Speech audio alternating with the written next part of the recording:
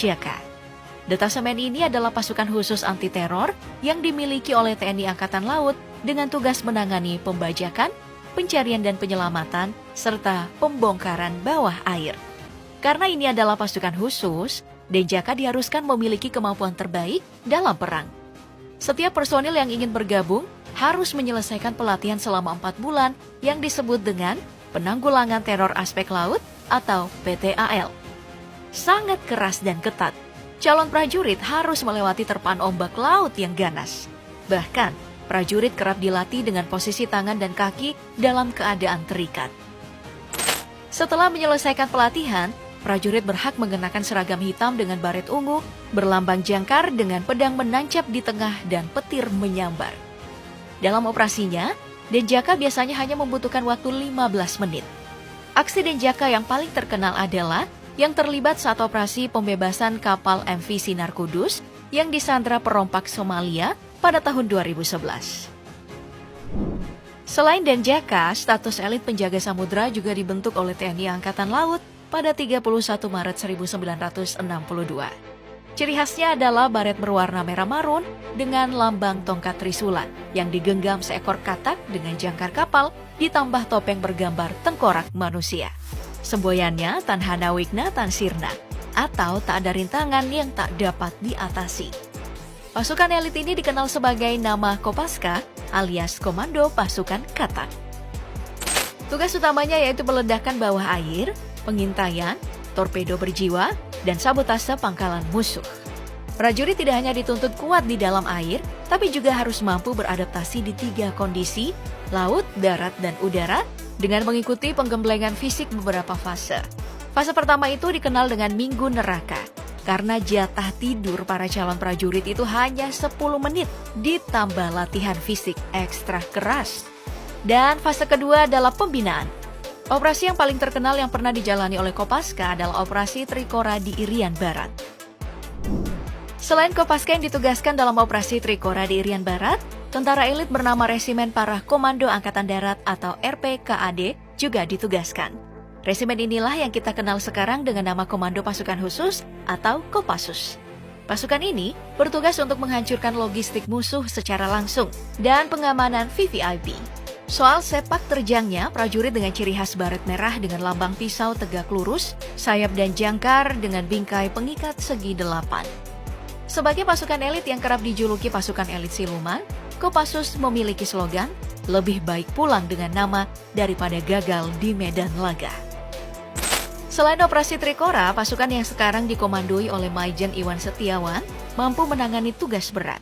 Di antaranya operasi penumpasan D1, T2, lalu operasi militer PRRI atau Permesta, operasi Dwikora, penumpasan G30S, operasi Seroja di Timur Timur, operasi Sandra di Bandara Don Muang, Thailand, dan ikut andil dalam operasi pembebasan Sandra oleh perompak Somalia. Dan jika ingin menjadi prajurit Kopassus, mereka harus memiliki fisik yang tangguh. Pasalnya, salah satu latihan terberatnya adalah berjalan kaki sepanjang 500 km. Bahkan, menurut Serka Asmujiono dalam buku Kopassus untuk Indonesia, setiap prajurit tak akan mau mengulang pendidikan komando selama 7 bulan, meski dibayar 1 miliar. Baret jingga emblem berbentuk perisai dasar merah dengan payung udara, senapan bersangkur, dan meriam serta pita di bawahnya. Ini adalah ciri khas dari pasukan khas yang kini berganti nama menjadi Kopasgat, pasukan yang menjadi kebanggaan TNI Angkatan Udara. Semboyannya Karmanye Fadikaraste Mafalesu Kajana, yang artinya kerjakanlah tugasmu dengan tanggung jawab tanpa menghitung untung rugi.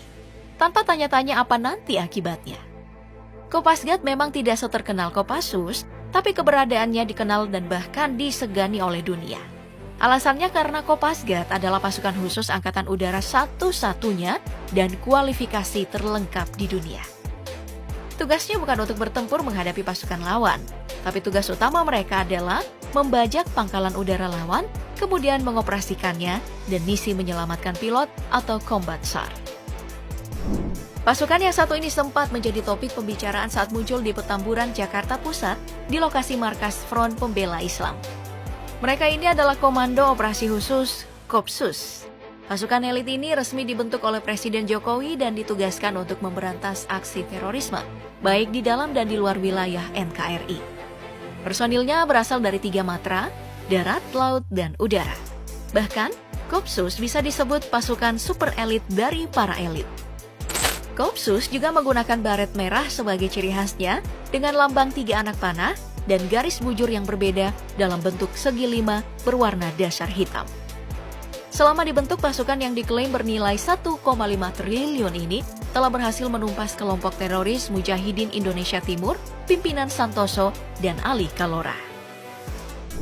Ada satu lagi pasukan yang dimiliki oleh TNI Angkatan Laut dan julukannya adalah pasukan pencabut nyawa yang disematkan dari semboyannya, yakni Maya Netra Yamadipati.